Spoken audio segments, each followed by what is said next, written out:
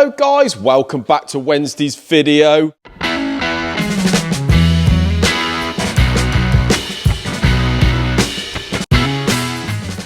So, the last video guys, thumbnail and title, sad news about Isaac, not being on the channel. Hang on a minute, did you think what we meant? You thought that he was leaving us, didn't you? No, he's not going anywhere, that boy. You know what I'm like, I'm back. Also notice what I did? No comments on the last video. Didn't allow any comments, just to annoy you. But comment away on this one, guys. Right, what we got going on today? First of all, we've got a load of stuff on the floor here. What is going on here? All of a sudden, we are inundated with S50 BMW stuff. So, if you remember, down the back here, we've got the M20 here, which we're obviously going to do something about at some point, but we've got the three S50 motors here. These are all B32s, and these are for Andy. Now, basically, the deal is, between Andy and I, is he wants a decent S50 built up, the same as ours, and what he's going to give us in payment is the two other motors. Now, one of the engines has got an end gun on the crank, so hopefully we can grind that and salvage the crank. If not, we're going to have to just strip them all and see what we've got, what's good. But everything else is okay. Two of them are good. Two of them have got Vanos units on. Another Vanos unit is in there. So I spoke to him on the phone and he said, I will, what I'll do is I'll drop the bits down that I've got for the engines and see what we've got. Obviously, he wants a motor built up the same as ours to go in his M3 sort of track stroke street car, basically the same as what we're doing really, except his is a genuine M3. He said he paid about 5 grand for it 15 years ago. So yeah, he's got a little gem. He's converted it to right-hand drive, which makes sense for these roads. I much prefer right-hand drive, to be honest with you. So yeah, that car's going to be pretty valuable when it's done. And he wants to sort of do quite a bit that we've done, vice versa.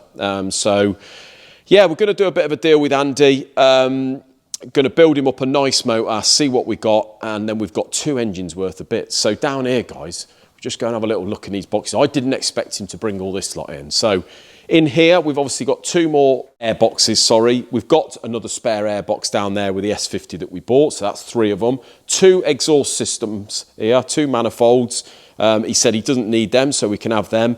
And we've got literally 2 or 3 engines worth of stuff here to build up. So alternators, you know, pulleys, loads of stuff. We've got enough to build a spare tall motor and a built-up engine, the same as what we've got there, in payment for the engine that we're going to do for him. So that is great news. I'm hoping, fingers crossed, that the crank's all right.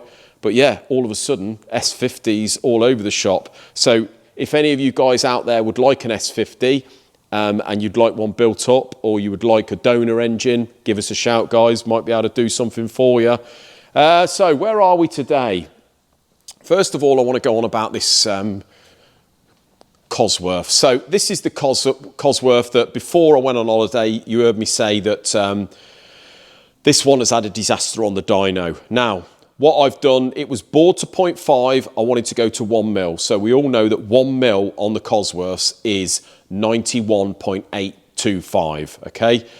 Bit of an odd size on the Cosies, not quite the round figure, which is a good thing, and I'll tell you why. So what I've done is I've bored this one to 1 mil, so it's 91.825. And what I've noticed in number 2, look guys, all the rest have cleaned. Number 2 down there at the bottom, we're about 2 or 3 thou over. Now, the reason for that is this bore here, number 2 was the one with the issue. Now, we don't know what's gone on, whether it's gone on the dyno or what, but that bore has been battered, and so is the piston. It's oval to hell. It was squeezed in a lot down the bottom there and opened up down the bottom, and it hasn't even cleaned at 1 mil. So, what have we done? We ordered a set of pistons, obviously with all the other bits for the engine. He's given us the go-ahead for it. And I've got a set of 0.5s in stock over here, which I'm going to be using for that Cosworth, but I haven't gone on about that yet. Set of 1 mils, which I bought, obviously not going to clean at that. So we have got to go out to 92 mil, which is about 7 or 8 thou bigger than the 1 mils on the Cosy. Fortunately, Wiseco do a good set of pistons. So we've been in touch with Mar Motorsport. They have ordered a set of Wisecos. They go to 92. So all we've got to do is hone out about 7 or 8 thou on that, which is going to clean, and then we've gone to 92. It just saves going. We don't want to take too much meat out of it, although it's a 200 block. So 92 is about the limit I would go to really without having to start thinking about putting liners in it. So that's all good. Got them on order. Most of the other stuff has turned up. So we've got the Bridgeway rods, which we use. Lovely item, these, for the money. You're talking about 450 quid. Absolutely fantastic set of rods. So we've got those. We've got the King race bearings and thrusts in standard. Reason we've gone standard, the crank was unsalvageable, unfortunately. John said it was about over 20 thou bent. So we have got in touch with Mar. All this stuff is from Mar Motorsport. It's who we use for most of our Cosworth stuff. And they have supplied us a brand new billet crankshaft. This is a standard spec crank, as in standard stroke, standard journal size. Absolutely lovely bit of kit there. And these come out at about 1,600 quid. Really, really good item. We're obviously going to be just checking the balance, putting the balance up, because we're going to have to balance the pulley and the flywheel and clutch, etc. But for that sort of money, guys, it ain't worth messing about trying to look for an old one now or a used one. You know, they fetch stupid money at standard size, and then we always usually have to balance them, grind them, and all the rest of it. So you may as well just get one of these for the money. So yeah, really, really lovely item. The Subaru, guys, this is the thumbnail and title piece. Isaac has started to strip this.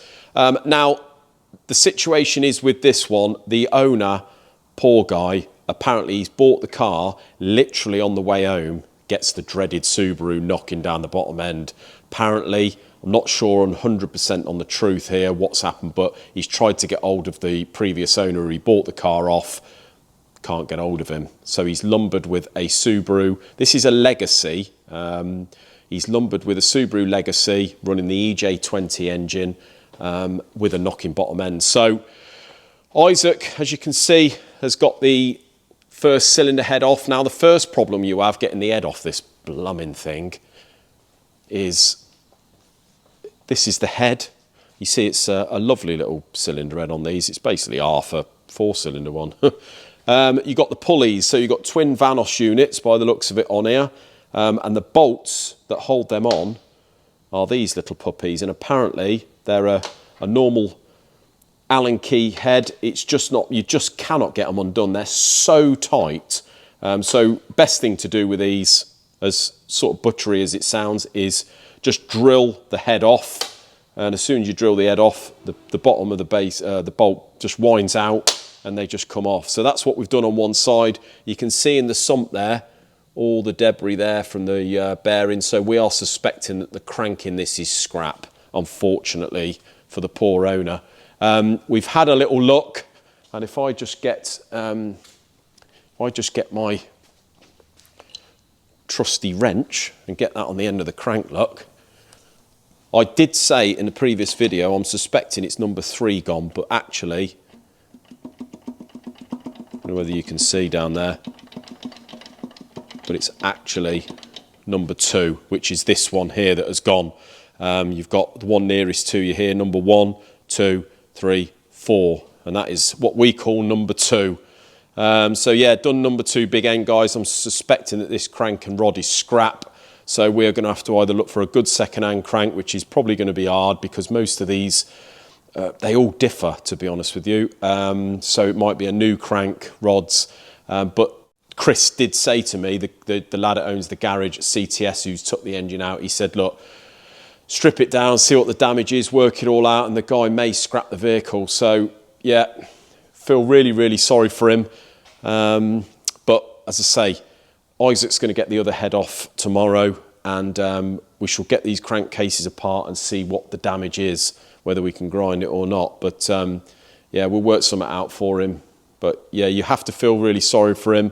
Someone's done the dirty on him. I wouldn't mind betting that they've put some sort of thick, by looking at the oil, It all looks a little bit reddy in there. I don't know whether they might have put some sort of substance in there to try and thicken it up and quieten it down till matey gets down the road, and then the old phone's gone off. So, yeah, they've done the dirty on him. But there's plenty of those people out there, unfortunately, guys. So let's get it stripped and see what we can do for him. Isaac, you're looking very happy stripping this. I'm properly enjoying myself right now. He is, look. I'm loving this. This is his little soft spot, these Subarus, isn't it? Well, I've always wanted one, so it's nice to Never know, work mate. on one. Could end up with one soon. Yeah, maybe. So what are the challenges so far with this thing? Have you learnt the routine of stripping it yet? Well, yeah, sort of. So on the heads we had the cam bolts, which I think is a bit of a common thing. Yeah. Difficult to get off. So ended up drilling them out. Took about an hour to find a drill that was even sharp enough to do it. Yeah. So yeah, I managed to do that. Got all that off, heads off, and now getting the pistons off. Yeah. And it's a bit funny on these, isn't it? It is a little bit, yeah. So I said on one of my last videos when this come in, there's a bit of a sort of routine of doing it easily. So one side you've got to get the pins out. Is that right? Yeah. Except I've sort of just decided to do it on both. Oh really? Well, it doesn't make any difference. No. You can do. It's just easier. I find it easier when you put it back together. You've got to load up the crank with the rods, torque it all up, and then you can put one side in with the pistons and rods as normal, and torque that onto the crank, and then you put the other side in with just the rods through the bore, and then the pistons in there. It saves having to do it all. Yeah. No. It's very interesting. So how do you get the pins out?